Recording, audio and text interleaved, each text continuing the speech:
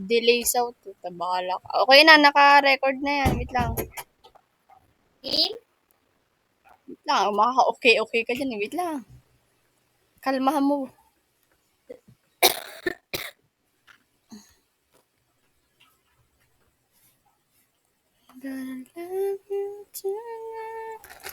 Ay ko. Ay ko. Hindi ko mangulang aso. Sweet silver lady with pretty brown eyes. Ala. Okay na. Good morning, everyone. Before we start, may I call Miss Ashley to lead us a short prayer again. Ay, wait lang po.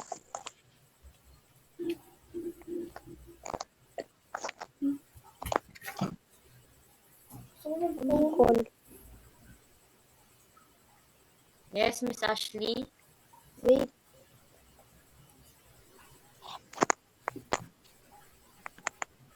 Reloading.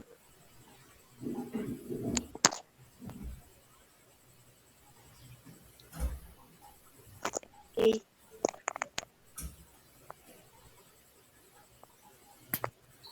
Ano ang ginagawa mo? Wait lang, nag-loading. Yung... Kaya. wait lang, Ashley, ulitin ko. Good morning, everyone. May I call Miss Ashley to lead us a short prayer. Okay. In the name of the Father, of the Son, of the Holy Spirit. Amen. Our Father, who art in heaven, hallowed be thy name. Thy kingdom come, thy will be done on earth as it is in heaven. Give us this day our daily bread, and forgive us our trespasses, as we forgive those who trespass against us. And lead us not into temptation, but deliver us from evil. Amen. Okay?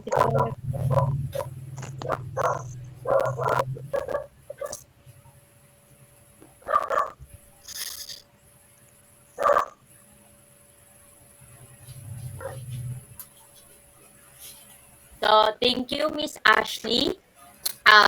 May I ask the class secretary who is the absent today? Thank you. So, may I introduce myself first? I am your teacher, Kimberly Joy B. Asuncion. Can you, but you, but you can call me Miss Kim. So, before we formally start, may I first present our classroom rules. So, be prepared every class meeting, be on time, and listen attentively. Does anyone get does everybody clear in our classroom rules? Did you get it? Yes po, ma'am. Okay, thank you. So next, before we will start, we will be having a game called Word Puzzle. The mechanics of this game is to rearrange the letters to create the original word. So the first, are you ready, guys? Yes po, ma'am. Okay, very good.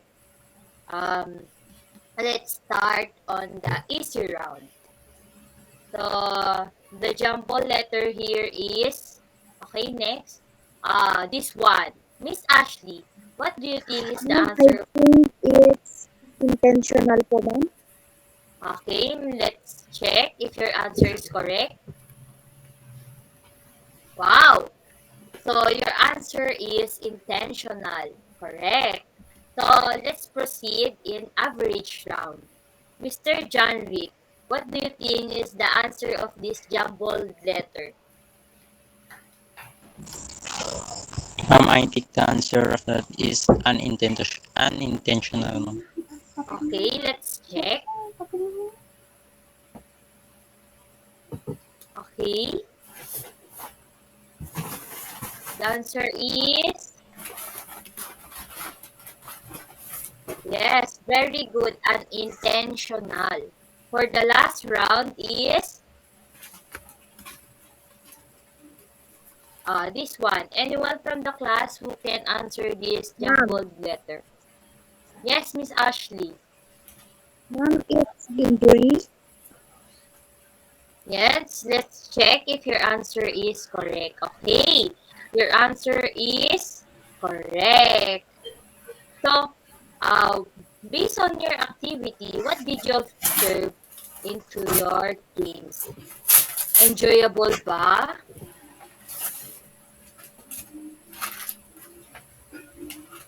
So, based on your activity, what do you think of our lesson for today? Anyone from the class can guess?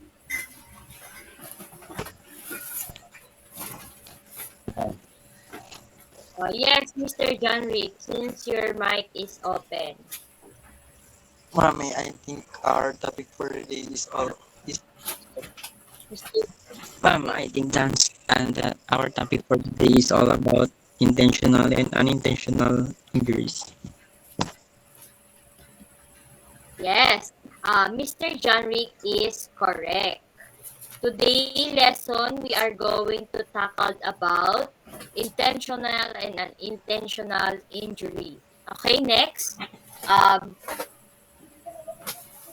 Before we start our discussion, I have here my objectives.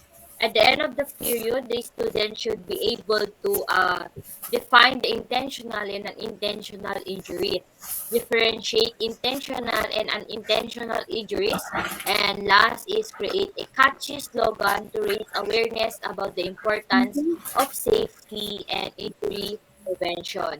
So, next is Mm,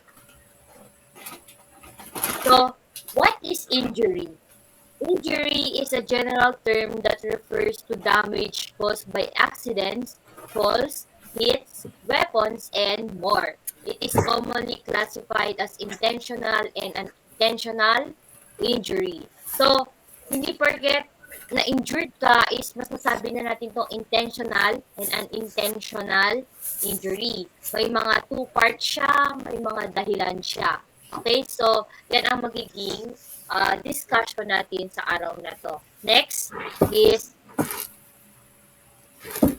we are going to discuss about intentional injury.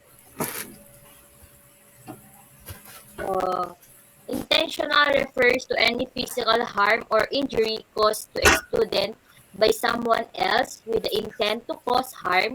These include actions such as suicide, homicide, domestic violence, sexual assault, or any form of violence.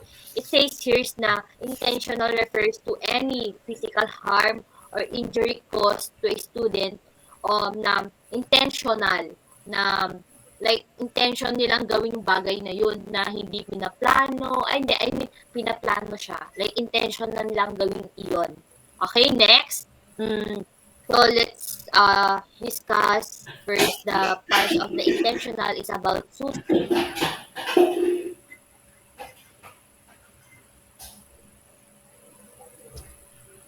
Miss Sheila.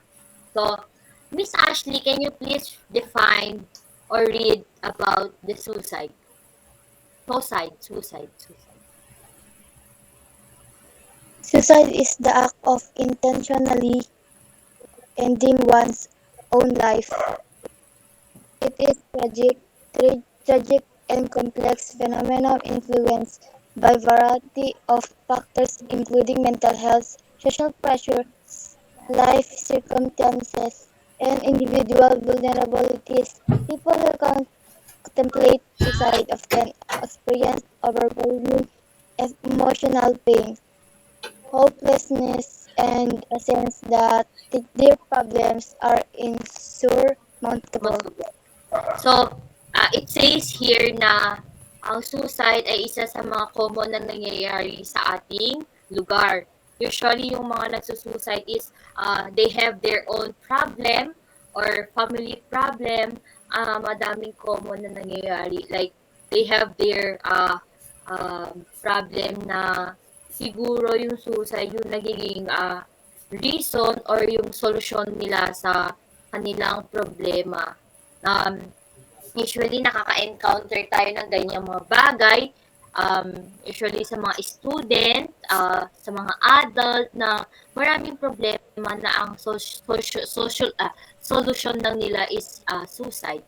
So, intention nilang gawin iyon or like hindi na nila naiisip na na parang mali naman iyon. Ganun.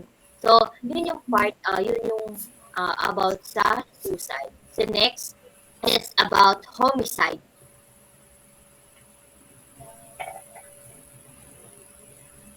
Homicide is the next one. So, homicide is the unlawful killing of one person by another. It is a serious criminal offense and it's often categorized into different types, such as murder, manslaughter, and justifiable homicide.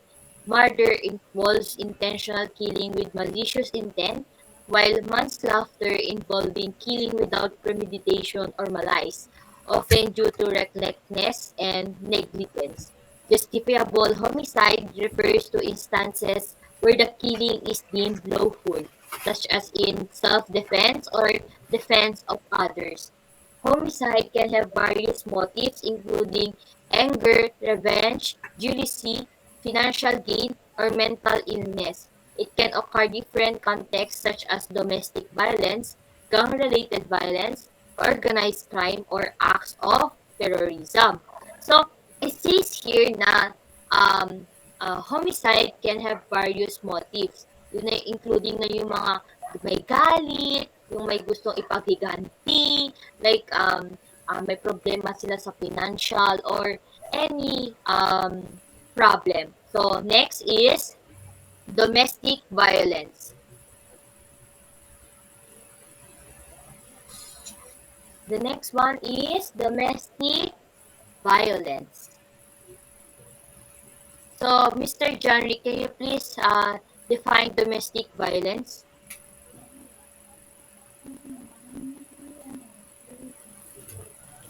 Mr. Johnny, Domestic violence refers to abuse behavior within intimate relationship of our families, where one person seeks to exert power and control over another. So this abuse can take many forms, including physical, emotional, psychological, sexual, and financial abuse. It often occurs and repeatedly, often creating a pattern of harmful behavior that can have devastating effects on the victims. So physical and emotional well-being. So, um, that is a domestic violence refers to abusive behavior within intimate relationship or family. Domestic violence is parang sinasaktan na sila ng part of their family na hindi na nila napipigilan na saktan yung mga pamilya nila or something their partner, ganun. Halimbawa, ikaw, yung partner mo binugbog ka without reason or may reason man o wala, kung sinaktan ka nila or napagbuhatan ka nila ng kamay that's a part of domestic violence.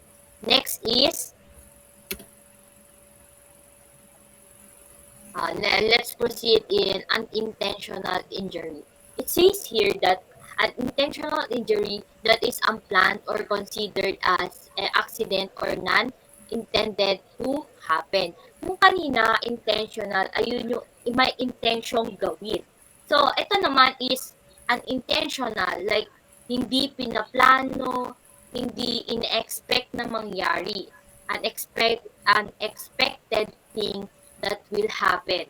Hindi mo alam mangyayari bukas, mamaya, or sa susunod na araw. That's a short definition of an intentional injury. So, next. Next is, yun. It says here na, intentional injury refers to harm or damage that occurs to a person without the intent to cause harm. Yun yung sinasabi kong unintentional injury. These injuries typically happen unexpectedly. Yun sinasabi ko kanina, unexpected thing that will happen to you. And that's not result of deliberate act. actions. Next is, this is the example of unintentional injuries. There are 8: slips, falls, traffic collisions, burn, poisoning, drowning, and sports injury. That's the example of unintentional injuries. Mga nahulog, mga na-aksidente, na-poison, mga nalunod, and other parts of sports injuries. Yung mga nababalian, mga natapilok, mga na-poison. Yan yung mga things na hindi natin in-expect na mangyayari. So, that's the example of unintentional injury. Did you understand, everyone?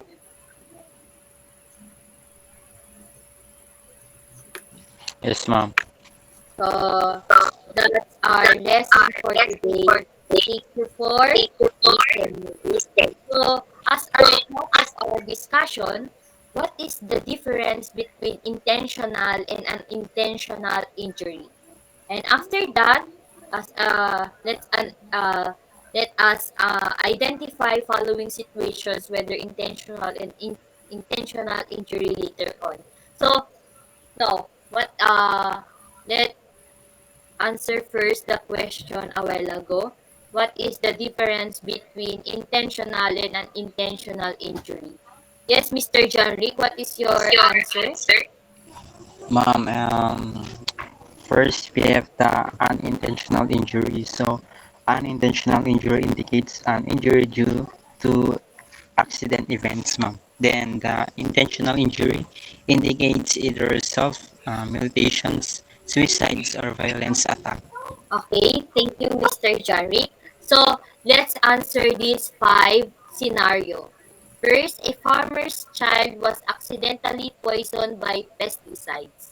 The answer is Ma'am, yes, Mr. John. intentional injury. Yes. Unintentional injury. So, next is a wife got black eye because she was hit by her husband. The answer is intentional. Kasi sinaktan niya ang kanyang asawa. Is it correct? Miss Yes, ma'am. Ashley? Yes po, ma'am. Okay. So, number 3. A boy was hospitalized because of fraternity initiation. The answer is Intentional injury, ma'am. yes, very good. So, next is Mary suffers ankle dislocation due to falling from the stairway. What is the answer? The answer is Unintentional injury. unintentional injury. Very good. So, the last one is a student is and taking his belonging by a group of students. What is the answer? Unintentional. Yes, very good. Ang gagaling niya naman mga anak. So, we are done with our discussion. For your next activity, I will group you into 4. Next is, ayun, divide the class into 4 groups. Instruct each group to choose one example of intentional injury and unintentional injury. Let them do a role play of the injuries they choose and how they do the situation. Give them 15 minutes to prepare and let them present in front of the class. Since we are online, this will be your performance next meeting. So I will present the criteria, of course. Criteria. Also, this is the criteria that will you be score. So, I will send here na lang into GC para may pag-basean kayo. So, for your assignment,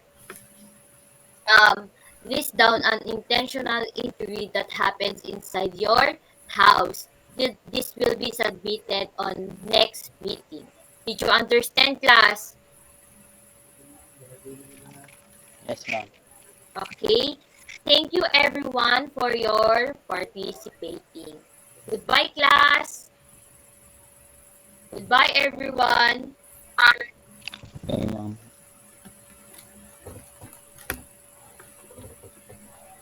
Hila Marie. Hmm. Tapos na.